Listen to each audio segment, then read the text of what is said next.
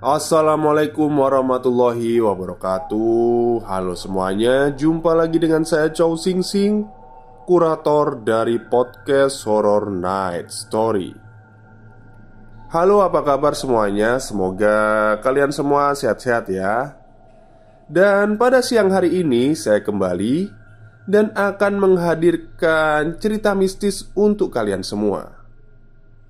Cerita mistis kali ini saya datangkan dari dua orang ya. Jadi dalam satu video ini ada dua cerita mistis. Karena pendek-pendek, jadi ya saya jadikan satu aja lah. Yang pertama saya ceritakan dari kiriman email dari Mbak Angel. Dan yang kedua nanti kiriman email juga dari Mas Muhammad Al-Farizi. Baik, daripada kita berlama-lama, mari kita simak ceritanya. Assalamualaikum warahmatullahi wabarakatuh. Selamat malam semua dan selamat malam buat Mas Jo. Perkenalkan, nama saya Angelina Alexandra Nanete. Saya biasa dipanggil Neta. Umur saya 26 tahun. Saya berasal dari kota Bandung. Saya ingin berbagi kisah sahabatku dari kecil sampai kita besar. Sebut saja namanya Krista Hartanto. Dia menceritakan tentang mobil yang baru dia beli dari seorang bapak-bapak yang saat itu sedang membutuhkan uang cepat. Kejadian bermula ketika seorang pria bernama Krishna yang bekerja sebagai sales di sebuah perusahaan rokok terbesar di Indonesia baru saja mendapatkan bonus dari kantornya. Dia mendapatkan bonus karena berhasil mencapai target yang telah ditetapkan oleh perusahaan. Berhubung bonus itu terbilang lumayan, dia pun berencana untuk membeli sebuah mobil. Krishna saat ini tengah memiliki seorang istri yang sedang hamil muda. Karena ingin memanjakan istri yang memang hamil muda, dia pun membeli sebuah mobil dengan harga yang pas di kantong. Dirinya berencana untuk membeli sebuah mobil dengan kondisi bekas agar bisa lebih murah dan dapat dibayar dengan cash. Singkat cerita, Krishna menemukan mobil yang pas di hati dan budget, yakni mobil Grand Livina berwarna abu-abu. Krishna membeli mobil itu dari seorang bapak-bapak yang sedang membutuhkan uang. Karena dirasa cocok dan pas, akhirnya Krishna bersepakat dengan bapak itu. Awal mobil tersebut datang ke rumah, pasangan itu bahagia sekali. Mereka jadi bisa dengan leluasa pergi kemana saja dengan mobil sendiri tanpa memakai mobil kantor. Namun, baru beberapa hari di rumah, mobil si Abu Monyet selalu tercium bau amis. Ya, bau amis. Mereka selalu mencoba mencari di sela-sela mobil untuk mengetahui sumber dari bau amis itu. Yang ditakutkan justru ada binatang yang mati dan mengeluarkan darah. Tapi semua itu tak menghasilkan hasil karena tak ada satupun binatang mati di sela-sela mobil. Bau amis darah itu mendorong ketika sakit menjelang malam hari. Krishna pun sering membawakan si Abu Monyet ke tempat cuci mobil dan diminta untuk diberikan pewangi yang lebih banyak. Jadi sebutan mobilnya itu si Abu Monyet ya. Namun tetap saja bau itu masih tercium ketika sudah sampai di rumah. Selain itu, jika mereka sedang mengendarai mobil di malam hari, selalu terdengar tangisan bayi, meskipun suaranya samar-samar. Meski tak begitu jelas, suara tangis bayi itu cukup mengganggu mereka. Hingga akhirnya Krishna berencana membawa mobil itu ke paranormal atau ke orang yang tahu menyelesaikan permasalahan mobil itu. Karena ini adalah permasalahan yang biasa terjadi. Tapi karena kesibukan pekerjaan, akhirnya rencana ke paranormal itu selalu diundur-undur. Sampai pada suatu kejadian malam, Krishna harus pulang larut karena lembur di kantor sekitar pukul 1 dini hari. Sepanjang jalan pulang, dia terus mencium bau amis darah. Ketika jarak sampai ke rumah tinggal 3 kilometer lagi, entah mengapa bulu kuduk Krishna terasa tegang. Sambil menyetir, Krishna membaca doa terus-menerus. Namun, karena suara bayi itu muncul lagi dan lebih jelas dari sebelumnya, akhirnya ia mulai curiga ada yang tidak beres dengan mobil ini. Ketika Krishna melihat ke belakang, ternyata ada sosok wanita sedang membawa bayi di jok belakang. Sontak Krishna langsung keluar dari dalam mobil. Tapi karena waktu itu masih tengah malam dan di luar pun sangat sepi sekali, hampir tidak ada orang, berkali-kali Krishna membaca doa dengan apa yang dia lihat. Dan ketika ia melihat lagi dari luar, di jok belakang mobil kosong, tidak ada siapa-siapa ternyata. Meski jarak rumah sudah dekat, tetap saja dia bingung harus melanjutkan atau tidak menggunakan mobil itu. Setelah memutuskan terlebih dahulu, Krishna akhirnya memutuskan untuk mengendarai mobil saja. Namun, dia tak lupa membaca ayat kursi terlebih dahulu ketika memasuki mobil. Krishna melirik ke dalam mobil untuk memastikan tak ada siapa-siapa di jok belakang dan memang kosong. Tapi saat beberapa meter melaju, sosok-sosok itu muncul kembali di belakang. Ya, mungkin ceritanya hanya segitu saja. Maaf kalau secara penulisan masih agak berantakan dan kurang jelas, karena ini pertama kalinya aku menuliskan cerita dan di-share. Next, aku akan menceritakan kisahku di rumah Bandung, sampai kisahku di tempat kerja di Jakarta Barat, dekat dengan kampus Tarumanegara, Trisakti, dan Mall Taman Anggrek. Oke, mungkin itu saja. Neta pamit. Assalamualaikum warahmatullahi wabarakatuh. Oke, terima kasih Mbak Neta yang sudah mengirimkan kisahnya di podcast Horror Night Story. Ini ceritanya ternyata agak menggantung ya sebenarnya, tapi nggak apa-apa lah. Mungkin saat ini mobilnya udah dijual atau diruat gitu ya, biar hawa-hawa negatifnya udah hilang.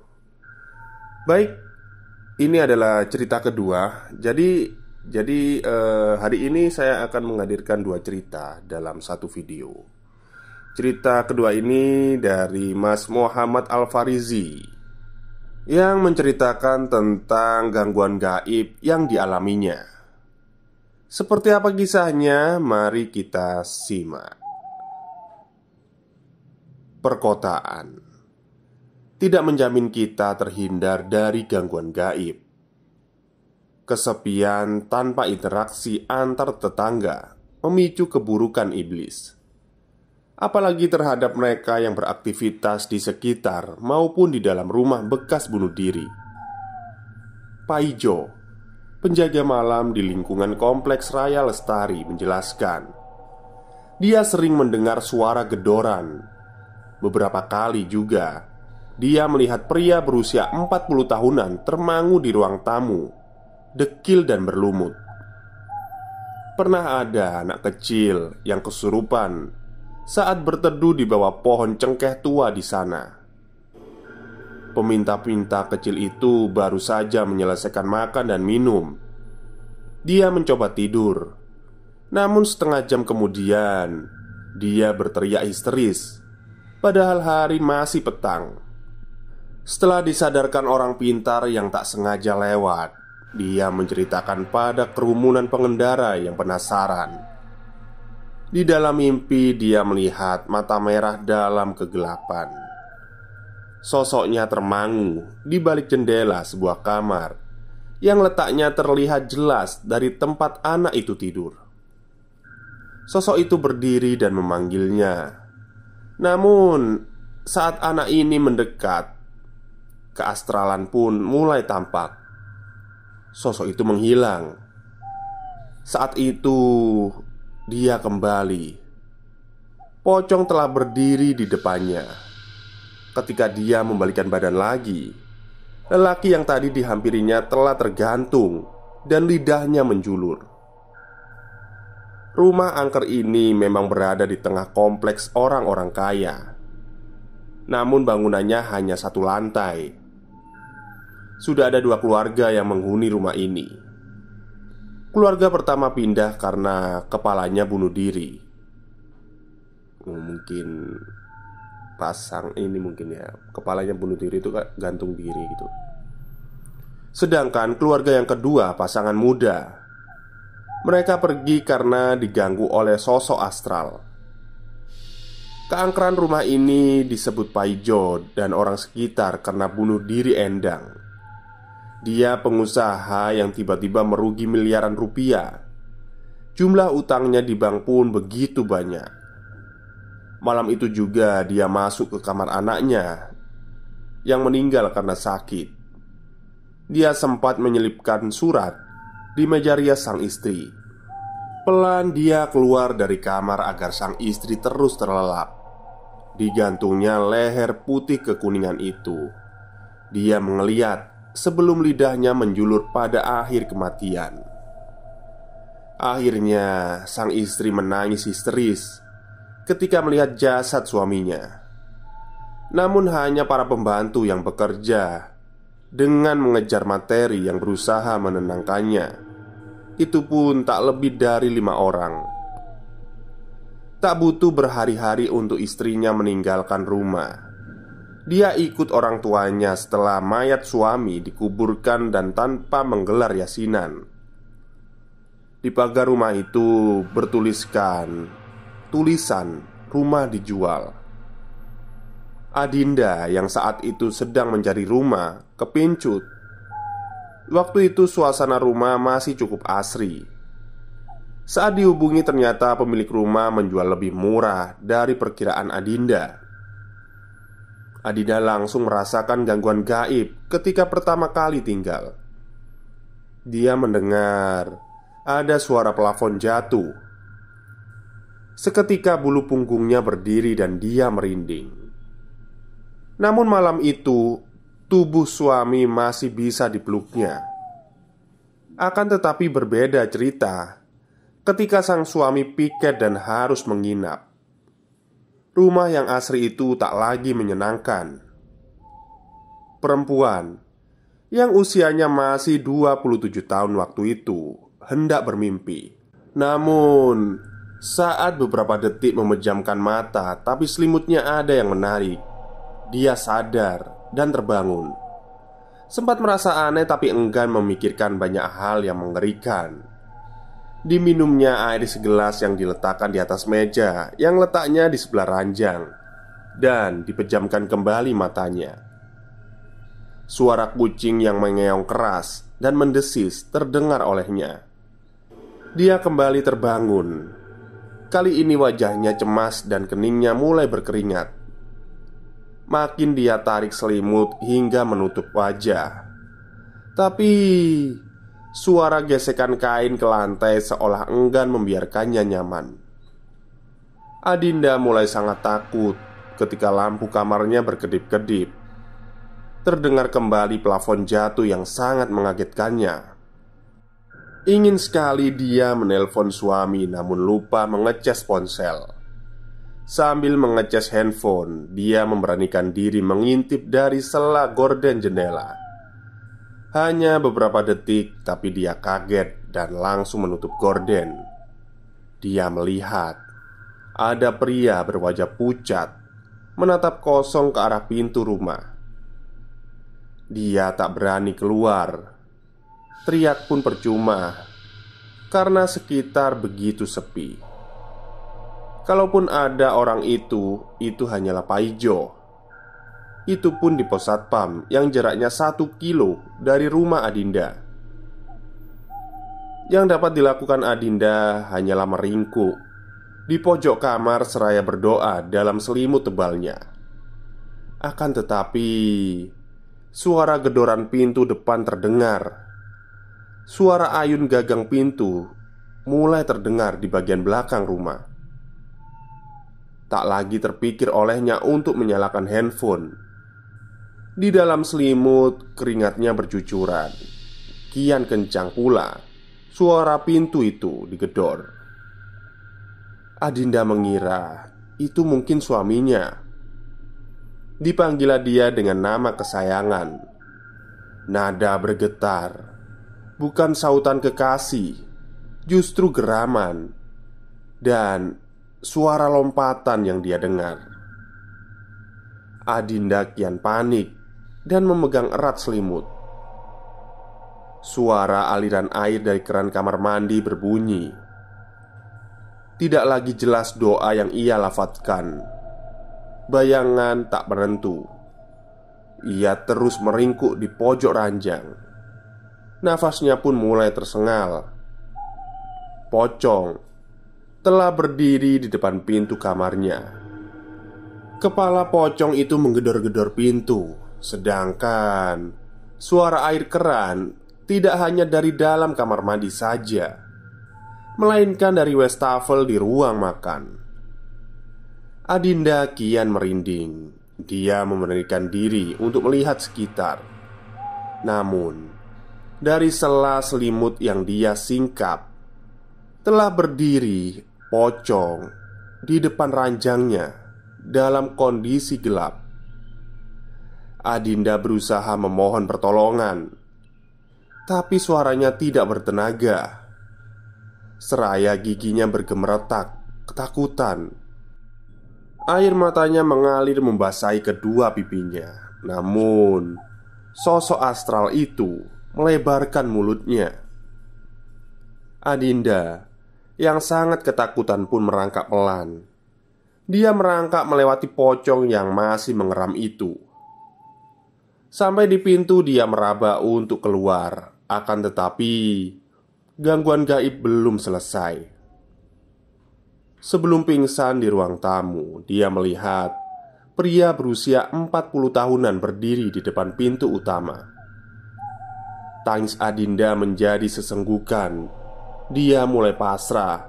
Dia bersimpuh dan mengharap pingsan. Ingin sekali dia terbebas dari belukar ketakutan itu. Tapi sosok astral itu seolah ingin memberi gambaran betapa ngerinya kehidupan. Suara plafon yang jatuh kembali terdengar. Suaranya dari arah kamar bunuh diri. Sesosok pria gantung diri ada di sana.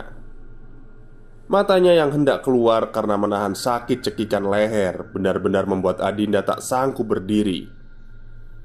Dia terkulai di lantai dingin hingga pagi suaminya datang. Adinda terbangun pada siang hari, tapi tak sanggup mengatakan apapun. Saat di klinik pun dia masih belum sadar. Dia hanya bisa meneteskan air mata saja. Jelas, suaminya sangat kebingungan. Dan ada seseorang teman yang menyarankan agar memanggil orang yang mengerti keadaan gaib. Pasutri itu disarankan oleh orang yang pandai agama. Mereka harus menggelar yasinan. Akan tetapi Adinda sudah enggan menetap di sana. Dia ikhlas meski harus merugi ratusan juta. Sampai saat ini rumah itu tidak dijual alias dibiarkan begitu saja. Adinda dan keluarga mempersilahkan bagi siapa saja yang hendak merubuhkan, asalkan kepemilikan tanah masih mereka pegang. Paijo menerangkan pernah ada pedagang makanan yang berkeliling di lokasi itu. Akan tetapi mereka kapok. Pedagang nasi goreng pernah diganggu, tapi bukan pocong atau pria bunuh diri. Diganggu oleh sosok kuntilanak. Padahal waktu itu masih kira-kira jam 9 malam. Tapi memang kondisi sudah sepi. Tukang nasi goreng seperti diperlihatkan alam lain. Rumah bersawang dan tidak karuan itu dilihatnya sangat asri. lampu taman menyala di antara bunga dan kembang serta pohon palem.